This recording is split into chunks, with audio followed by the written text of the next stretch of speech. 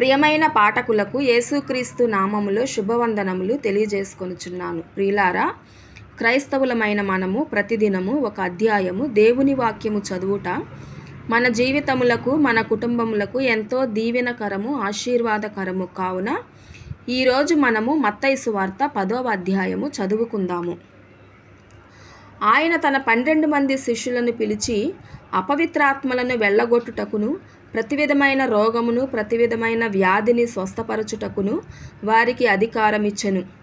ఆ 12 మంది అపోస్తలుల పేర్లు ఏమనగా, మొదట పేతురనబడిన సీమోను, అతని సహోదరుడగు ఆంద్రేయ, జెబెదయి కుమారుడగు యాకోబు, అతని సహోదరుడగు యోహాను, ఫిలిప్పు, బర్తలోమయి తోమా, సుంకరి అయిన మత్తయి, అల్ఫయి కుమారుడగు యాకోబు, తద్దయి అను మారుపేరు గల లెబ్బయి, కనానీయుడైన సీమోను, ఆయనను అప్పగించిన ఇస్కరియోతు యూదా. యేసు 12 మందిని పంపుచు వారిని చూచి వారికి ఆజ్ఞాపించినదేమనగా, మీరు అన్యజనుల దారిలోనికి వెళ్ళకుడి, సమరయుల ఏ పట్టణములోనైనను ప్రవేశింపకుడి గాని ఇశ్రాయేలు వంశంలోని నశించిన గొర్రెల యొద్దకే వెళ్ళుడి. వెళ్ళుచు పరలోక రాజ్యము సమీపించి ఉన్నదని ప్రకటించుడి. రోగులను స్వస్థపరచుడి, చనిపోయిన వారిని లేపుడి, కుష్ఠిరోగులను శుద్ధులనుగా చేయుడి, దయ్యములను వెళ్ళగొట్టుడి. ఉచితముగా పొందితిరి, ఉచితముగా ఇయ్యుడి. మీ సంచులలో బంగారమునైనను, వెండినైనను, రాగినైనను, ప్రయాణము కొరకు జూలెనైనను, 2 అంగీలనైనను, చెప్పులనైనను, చేతికర్రనైనను సిద్ధపరచుకొనకుడి. పనివాడు తన ఆహారమునకు పాత్రుడు కాడా? మరియు మీరు ఏ పట్టణములోనైనను, గ్రామములోనైనను ప్రవేశించినప్పుడు అందులో ఎవడు యోగ్యుడో విచారణ చేసి అక్కడి నుండి వెళ్ళు వరకు అతని ఇంటనే బస చేయుడి. ఆ ఇంటిలో ప్రవేశించుచు ఇంటివారికి శుభమని చెప్పుడి. ఆ ఇల్లు యోగ్యమైనదైతే మీ సమాధానము దాని మీదికి వచ్చును, అది అయోగ్యమైనదైతే మీ సమాధానము మీకు తిరిగి వచ్చును.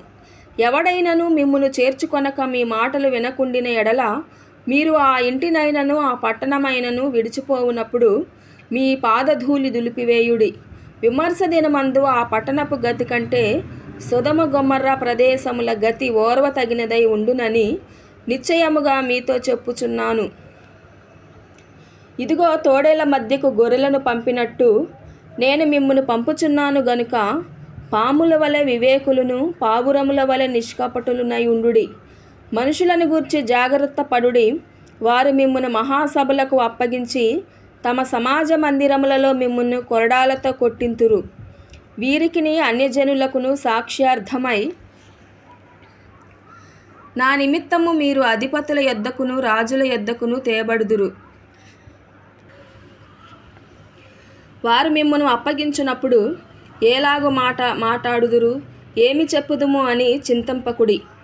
మీరేమి చెప్పవలెనో అది ఆ గడియలోనే మీకు అనుగ్రహింపబడును. మీ తండ్రి ఆత్మ మీలో ఉండి మాటలాడుచున్నాడే గాని మాటలాడువారు మీరు కారు. సహోదరుడు సహోదరుని, తండ్రి కుమారుని మరణమునకు అప్పగించెదరు. పిల్లలు తల్లిదండ్రుల మీద లేచి వారిని చంపెదరు. మీరు నా నామము నిమిత్తము అందరి చేత ద్వేషింపబడుదురు. అంతము వరకును సహించినవాడు రక్షింపబడును. వారు ఈ పట్టణములో మిమ్మును హింసించినప్పుడు మరి ఒక పట్టణమునకు పారిపోవుడి. మనుష్య కుమారుడు వచ్చి వరకు మీరు ఇశ్రాయేలు పట్టణములలో సంచారము చేసి ఉండరని నిశ్చయముగా మీతో చెప్పుచున్నాను.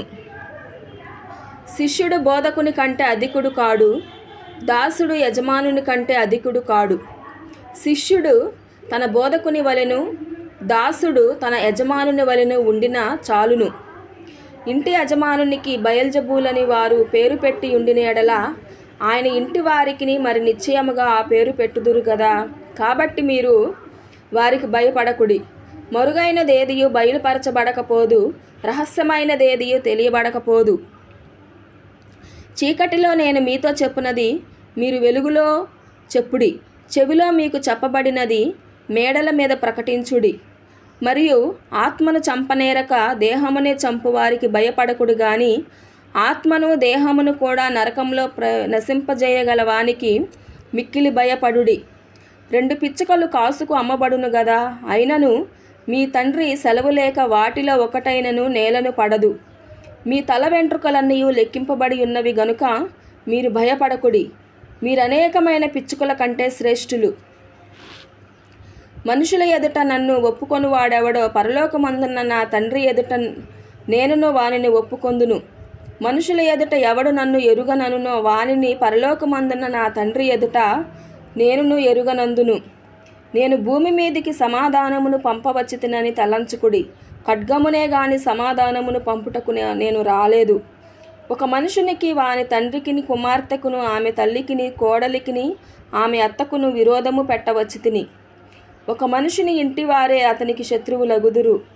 తండ్రినైనను తల్లినైనను నాకంటే ఎక్కువగా ప్రేమించువాడు నాకు పాత్రుడు కాడు. కుమారునైనను కుమార్తెనైనను నాకంటే ఎక్కువగా ప్రేమించువాడు నాకు పాత్రుడు కాడు. తన సిలువను ఎత్తుకొని నన్ను వెంబడింపని వాడు నాకు పాత్రుడు కాడు.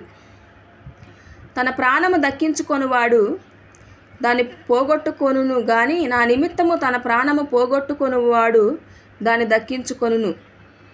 మిమ్మును చేర్చుకొనువాడు నన్ను చేర్చుకొనును, నన్ను చేర్చుకొనువాడు నన్ను పంపిన వాడిని చేర్చుకొనును. ప్రవక్త అని ప్రవక్తను చేర్చుకొనువాడు ప్రవక్త ఫలము పొందును. నీతిమంతుడని నీతిమంతుని చేర్చుకొనువాడు నీతిమంతుని ఫలము పొందును.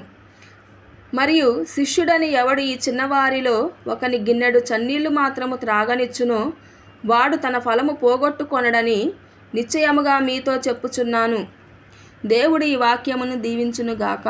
ఆమెన్. ప్రియమైన పాఠకులందరూ కూడాను ఈ వాక్యము మీకు నచ్చినట్లయితే ఈ ఛానల్ను సబ్స్క్రైబ్ చేసుకొని లైక్ చేయమని కోరుచున్నాను. ఆమెన్.